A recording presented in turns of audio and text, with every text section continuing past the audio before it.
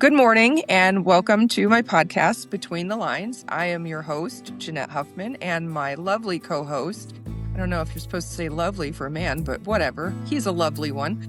I appreciate it.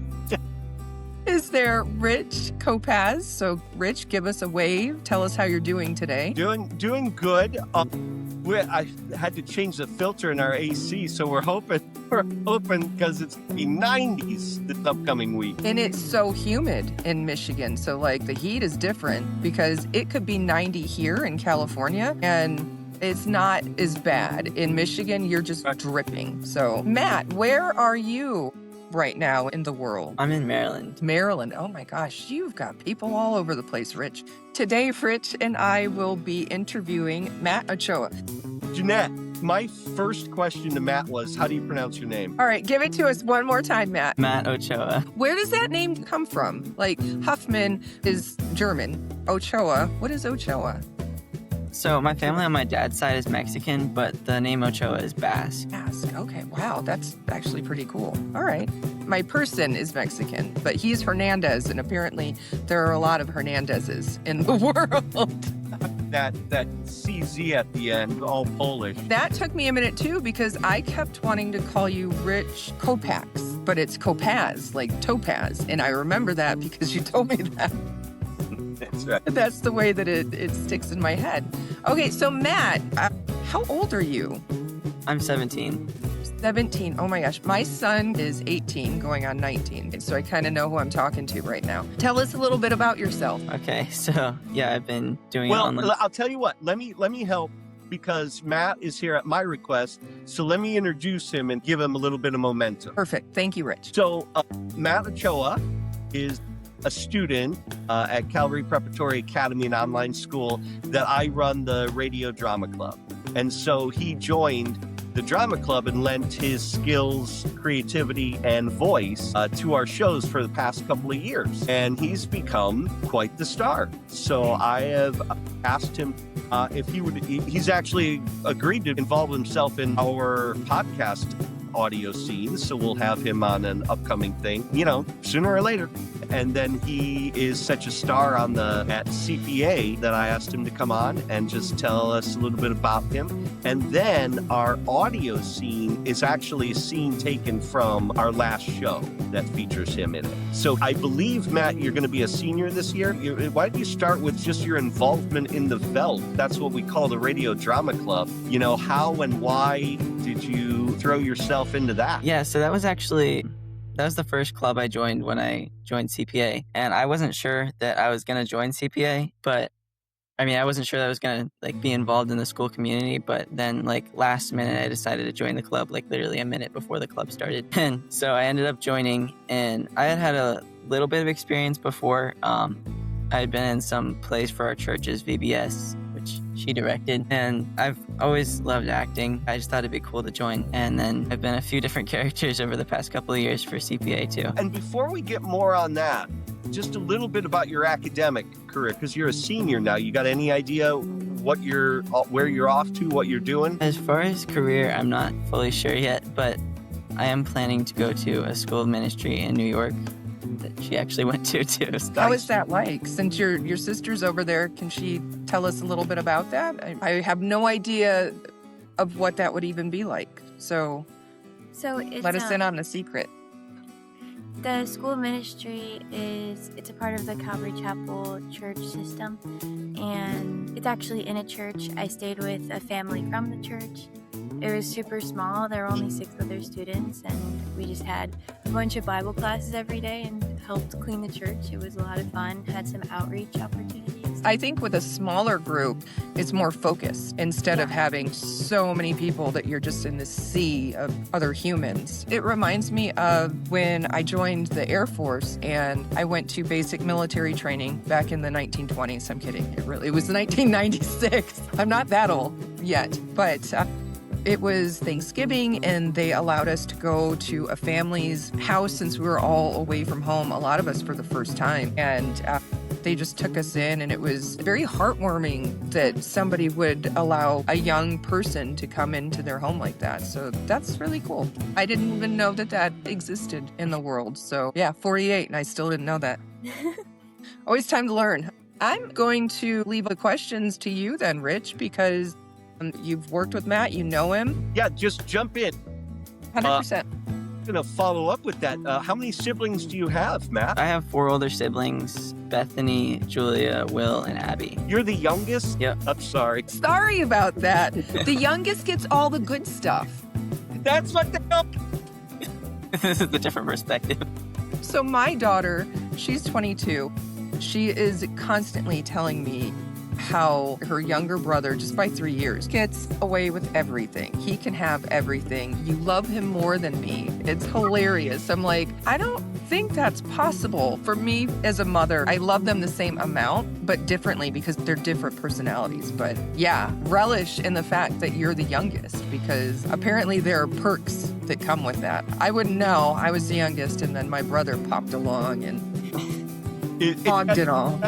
You get all the perks. Matt, do you get all the perks? I don't know. Do I get all the perks? I think we both do. Since we're both the youngest, everyone else has moved out. That's awesome. Cool.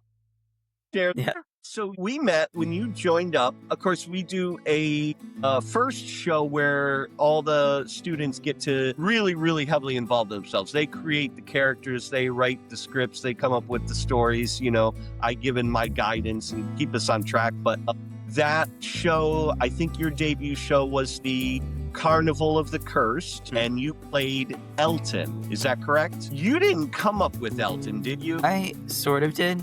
I came up with kind of some basic character things, but I didn't do any of the writing for his lines. So you did come up with that character. Elton is the teenage, because it really had a female protagonist that we followed throughout the carnival. And Elton was kind of like the guy who shows up and helps do some of the heavy lifting, metaphorically and physically, and, you know, is there as the side character, which Matt did a great job. He has moved on to take much greater leading roles in his next works. This past year, he played a pirate, Captain Orca, in That Magic Radio, and there was kind of like, the whole premise was that you meet the characters of radio shows. And so we decided it was going to be pirates, spies, and cowboys. And so we have a pirate, a spy, and a cowboy that the main protagonist, you know, has to interact with, and Matt was the pirate, which he did a absolutely awesome job. And then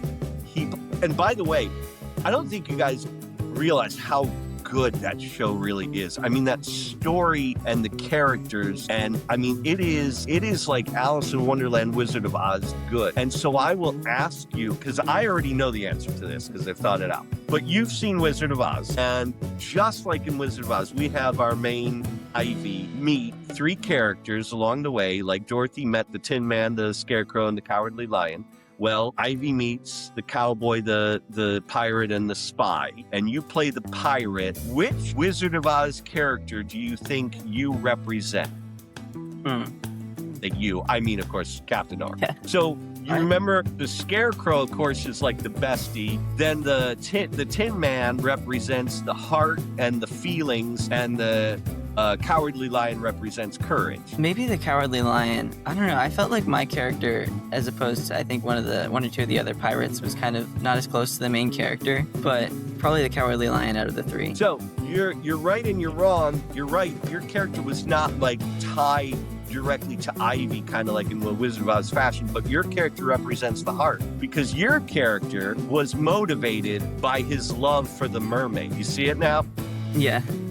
Yeah. And then, of course, the spy, the old man, has the scene where he inspires courage in his protege. So it's like it's like a legendary parallel. I wouldn't be surprised if this show becomes like just something that people listen to every year around holidays. I say that. They don't even have access to it, but it is a fantastic show. That was my question, is only you can see it? It's not available for the world? So because the actors are children. Gotcha, yes. There's a permission thing. Okay. And if you post it on YouTube now, everybody's got it. So we could get it out to like relatives and stuff like that. Oh, I don't think they like to be called children anymore, Rich. I think it's young adults. I'm older too, though, so I call. Just like we don't like to be called old fogies.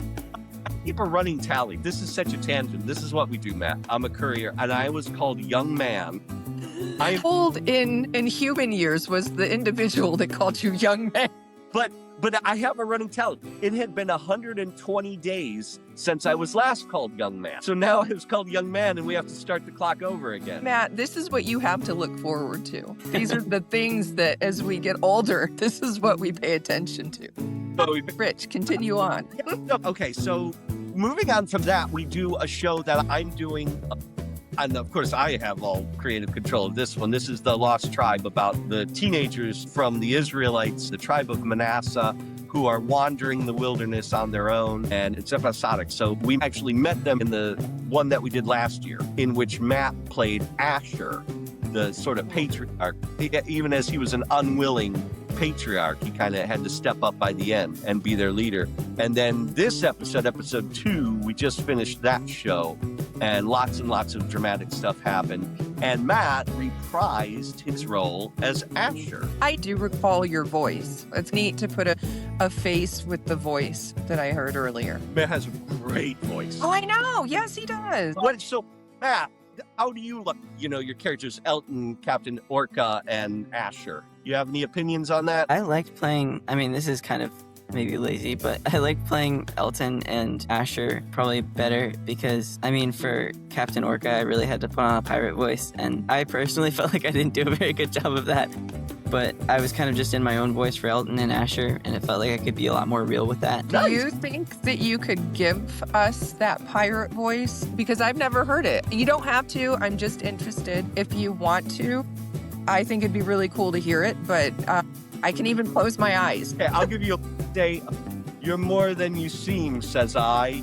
That's a good pirate. I don't even remember how I did it, but I'm going to try it, okay? You're more than you seem, says I. It. That's good. Yes, because you get that scratchiness in there. Yeah. And they get that from all the rum that they drink. There you go. I like that. Thank you. What was the number one thing that I had to coach you up, that I had to direct you with? What was the number one thing I harped on with you? In general, or? In general. I think going through my lines too fast. Is that just, you just talk too fast? Does your family say that? Or is that just kind of like when you're reading lines, you kind of get in your own head? I think it's probably just when I'm reading lines, I get in my own head. I don't know. Is it maybe like nerves? Yeah, maybe. Yeah, I mean, honestly, on radio drama, it's not too bad because I don't even have my camera on, so I don't really feel too nervous about reading my lines. But then, like, in the past, when I've been on stage, I definitely have some nerves for that. Yeah. Getting on stage is a whole different animal.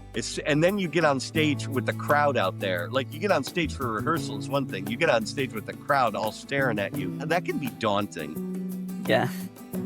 And you've done that. Mm-hmm. That's like one of the most prevalent fears of all humans in the world is stage fright, because you're very vulnerable in that you're putting yourself out there, and that takes a very strong person to do something like that. So I think that's super cool because it's scary. You don't know what's going to happen. Maybe they all have tomatoes and start throwing them. Tomato. Okay, when we last left our cast of The Lost Tribe, lots of very dramatic things were happening. The tribe was separated. Besema, who is the crime lord's evil daughter, had indoctrinated herself into the tribe and then kidnaps the three sisters. Ahira and Asher have gone into the city to look for more tribe members, but then Ahira gets gotten and Asher ends up having to make a deal in order to get away. And now he has to re-find the tribe, and that's where episode 3. So I want to ask you this too. Where do you think Asher's, like, do you have any thoughts on to where it goes from here? So, I mean, considering he's kind of left alone in the desert, I usually think that the main characters are gonna find their way. So I think that he's gonna make it back to the tribe, but I don't know how he's gonna be met with that, considering that the 3 girls are gone. And just, yeah, with the deal he made, like, I don't know where that's gonna leave him. Okay. I actually find that pretty flattering as the writer, because I don't want everybody to immediately guess where it's going to go. I kind of put it out there. But I have an even better question for you. So, are you familiar, and Jeanette, this is for you too. You guys have heard of the game Marry, Kiss, Kill? Yes, yes. Okay, Matt, I'm not going to embarrass you on that, but you're going to play Asher. I'm going to ask Asher that because Asher has 3 women in his life. And I think the answers are going to be pretty obvious. I want you to go ahead through the mental exercise anyway, just for fun. And I will kind of unwrap a little bit of it for Jeanette. So Asher was traveling with Ahira, who is not an Israelite, but was a slave at a court from a southern kingdom where she learned how to do a death dance with chain knives. So she is hardcore, she's savage. And they found her pretty vulnerable as kind of a protector and kind of street smart. So she kind of went with Asher into the city. But now they had a little bit of a moment, which we'll hear in the audio scene, and then she's gone. And then Asher, it was hinted at in the first episode that Asher and the eldest daughter, Michaela, were engaged at what point. And then finally, Asher has a dynamic with the evil Besema because the deal he made is he has to get back to the tribe and kill her. Now, in the third episode, which I'm writing now, Asher wakes up in a strange place and he has a conundrum that the people there are asking him to solve. And they tell him, listen, here's what we'll do. When you were sleeping, you cried out a woman's name and Asher doesn't know who it is. And so they're like, if you help us, we'll tell you who you've been thinking about and who you call out to at night. And so that's going to remain a little bit of a mystery, but he's got those 3 women to choose from. And I want you to use those 3 characters. So we've got Ahira, who's the savage from the southern kingdom, Michaela,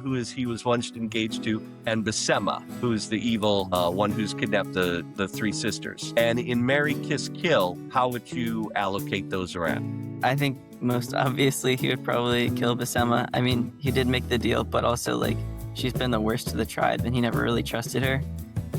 And then considering he was engaged to Michaela, I would consider, I would think he'd probably marry Michaela and kiss Ahira, but like from the second episode, it was kind of leaning toward the other way, probably. Leaning towards the other way, meaning he would marry Ahira. Yeah. And then he'd be left to kiss Michaela. Yeah.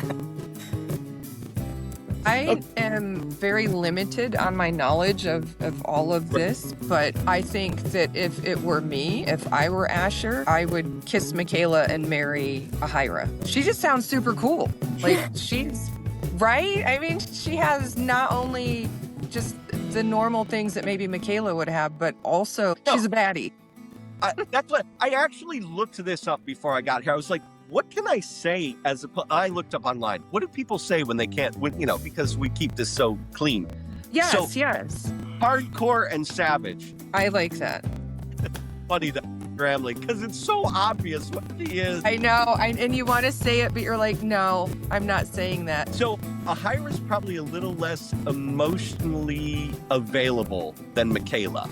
That would probably be the only thing that Michaela would have over Ahira. But when you break through somebody like that, it just seems like there's so much more there. So interesting. And author talking. I want you to pay attention to that. That's exactly how author looks at it. Yes, because Michaela is just kind of like super vanilla, really sweet, and she's a wonderful person, but Ahira just sounds like you could spend millennium just learning more about her, to me in my head. That's a writer's... Could be her, could be him, doesn't matter. That human, that individual. So, quick segue, just, we're not going to get into it. I just want to ask, Matt, do you have a girlfriend? No, I don't have a girlfriend. Okay.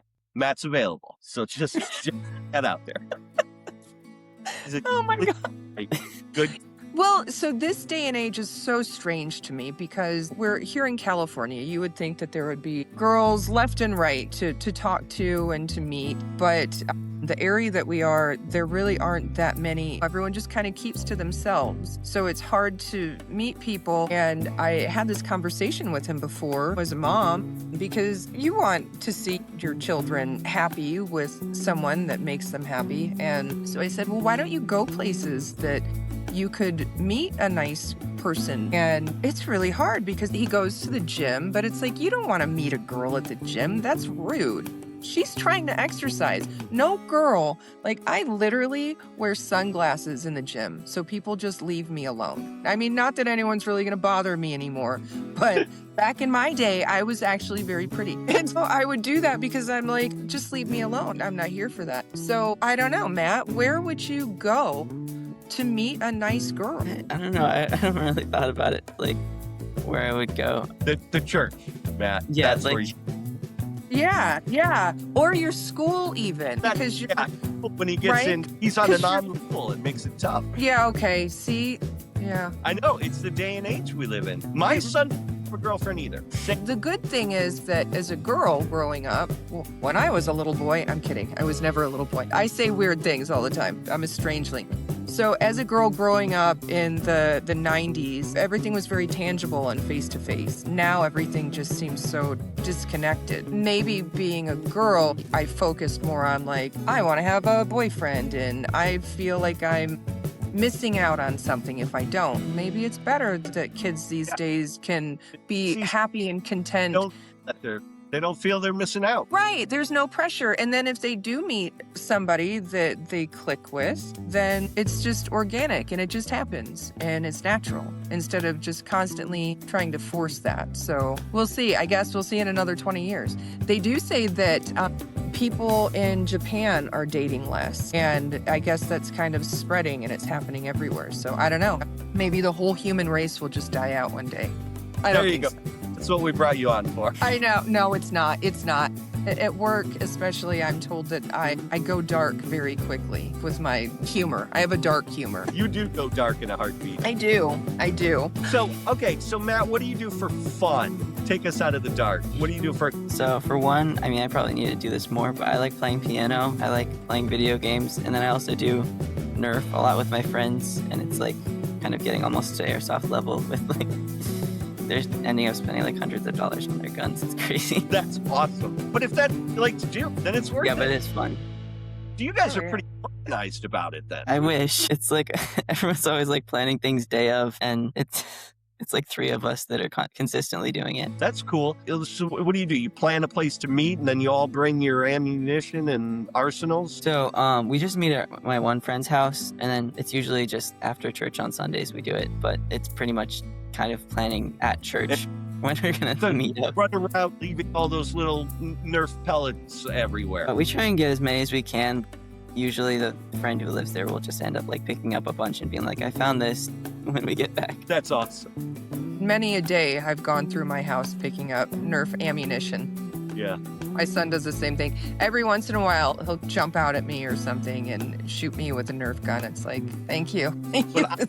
Maybe about 10 years ago, I played for the first time. It was paintball. That was pretty cool. It hurts though. When you get hit with that paintball, oh my gosh, it leaves a good little bruise. But same Yeah. concept. You're playing war or something, which I don't really like that comparison. But yeah, just goofing around. So Matt, do you have a weapon that uses batteries? No, my friend does. But Wow. the one that he has that has batteries, it is not as powerful as the one that doesn't have batteries because the other one has a much heavier spring, but it shoots like 12 darts per second. So, and I it's was still gonna pretty. say that sounds like an unfair advantage. Yeah. He does have to be a bit closer for it to work, but it is really rapid fire. So, It's not much for aiming, but it does shoot a lot. yeah, it's a good secondary. Yeah, I've seen some of those battery-operated ones. They look intimidating. Now I'm gonna have to Google because I have no idea. Yeah, there's videos of them. They're nuts. Oh. What's a movie you would watch over and over and over? The first Avengers movie, Nice. That's a good one. yeah, I like anytime my family are talking about watching movies, like that's the first thing that comes to mind. Yeah, I'm a big fan. That's a good one. I used to watch The Last Unicorn over and over and over. You both probably have no idea what that was. Mm-mm. I loved it. It's a cartoon. Yeah, it's a cartoon. It was adorable. My son catches me watching The Meg all the time. That's kind of surprising though, Rich. I would have imagined something else. Like, more highbrow. No, I'm thinking comedy, something goofy and funny. The Meg is very unintentionally funny. Okay, there you go then. Good. And then next year, Matt, you're gonna rejoin the Veldt, the radio drama club, right? Breathe, Rich, breathe. He's so good.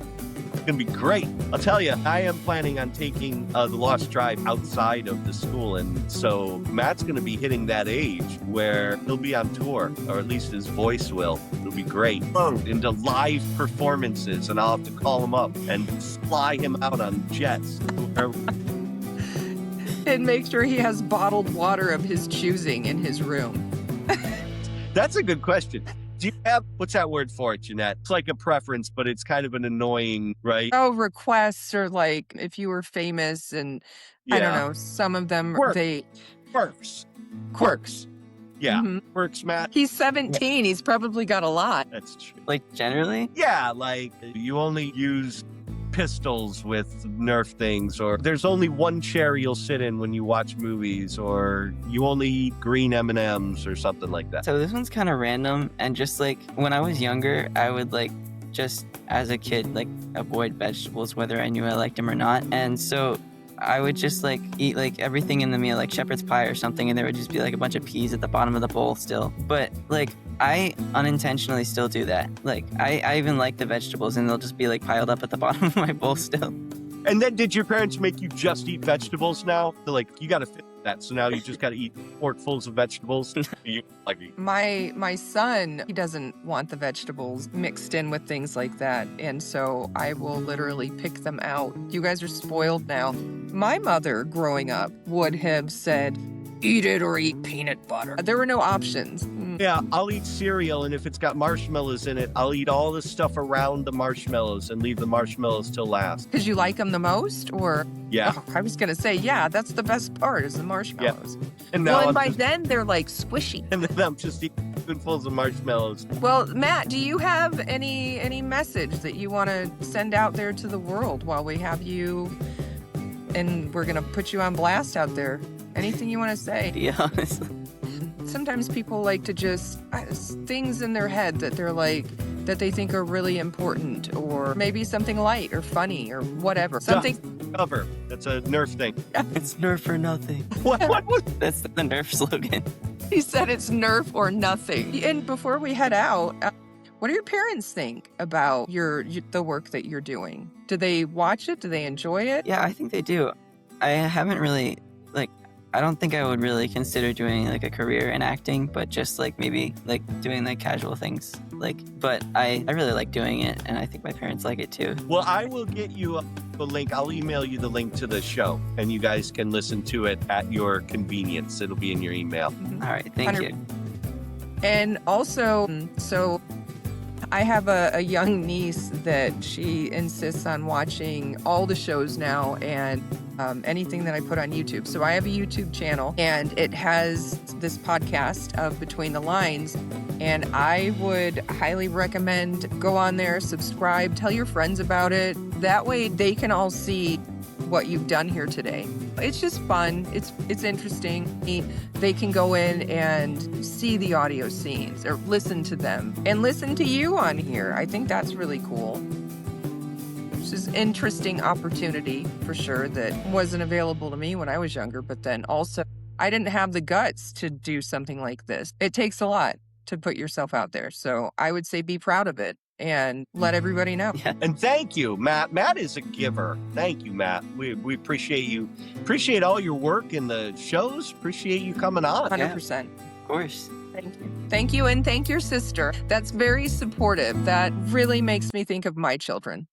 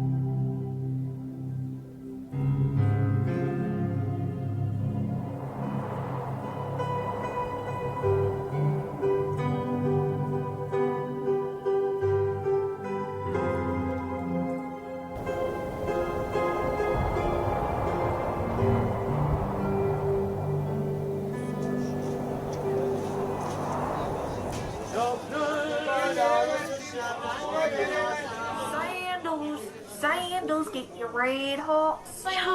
Charms from the gods, blessings, curses, enchantment.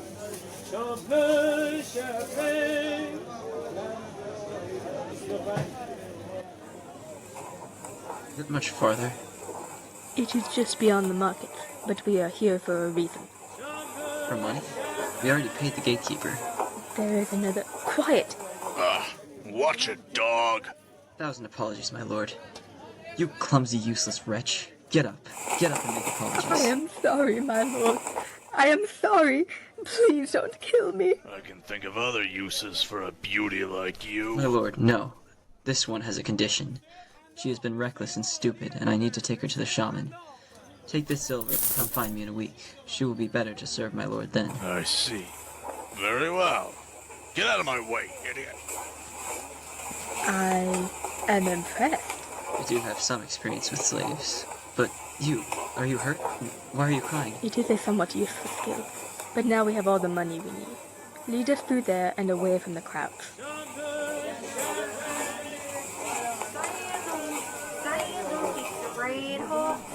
Here. No, back here, in these shadows. What are we doing?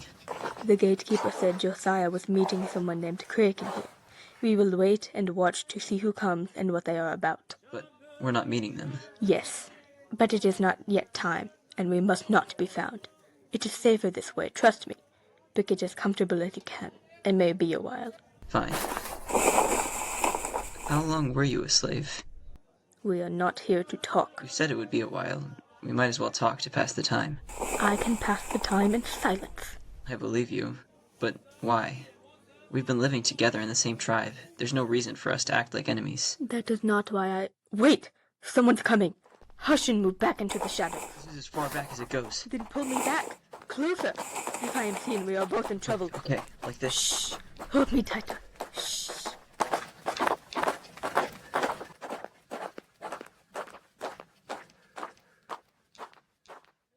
Who were they? Collectors. Collectors? They claim parts of the city, then collect a toll for those they find there. It would have been unpleasant for them to find us. Are they likely to return? Not for some time. Probably not even until... Asher, What is it? we are quite safe for the moment. Okay, good. Right? You may release me now. Oh, yes, of course. I mean, I wasn't... you don't think I was trying... Enough. Yes, sorry. I mean, not that... I was a slave from birth until I was 16. Oh, the same with me, actually, except only until I was 12. Hmm. In a palace, is that right? Yes. Hmm. And you? What do you... Oh, in a temple until I was 7. Then a palace, then traveling. Traveling? Yes. Bhakti, that was my master. He traveled to different temples all over, mostly the bigger cities. Uruk, Lagash, Nineveh, Kish. Then he took ill. We were in Akkad. He couldn't be moved. He tried all sorts of healers, but it was no use. He died in the middle of the night. I woke in the next morning with no idea what to do. After a few days, when no one came for him or for any of his things, I just left. You were free? That must have been... strange. At first, I mean. It was. I didn't learn until much later the consequences. What do you mean? My slavery was part of a ransom to keep the peace between Asher and Zebulun. Asher. You were named because you represented Asher? Yes. Then you are not from the tribe of Manasseh. No, but they took me in without questions. I consider myself more of Manasseh than anywhere else. Does it... sometimes, at first light when you awaken, do you feel... Like I'm still there? Those first few moments in the morning, you forget that you're free? You think someone's about to come and give you instructions? Yes, you feel that too. Every morning. Yes, and then do you feel... it's difficult to put into words. A feeling because you're free, so you feel... Guilt? Yes. Yes. Is there anything you miss from the palace? No. Actually, yes. The animals, right? Yes, the animals. Oh, there were, and so many different kinds. But there was this cat, and she was my favorite. She loved to sit with me. She would follow me everywhere. I would have taken her with me if I could. I had a monkey. He was with us in Akkad, and he stayed with me when I left, for a while at least. and ran off one day. I never saw him again. I hope he found a good home. I think about what it would be like to go back, to see the animals anyway, how they'd react. I cannot go back. It would be my death. The king wouldn't take you back? When I was to turn 16, I was supposed to wed the king, become one of his concubines, but I had already taken a lover, and the king found out.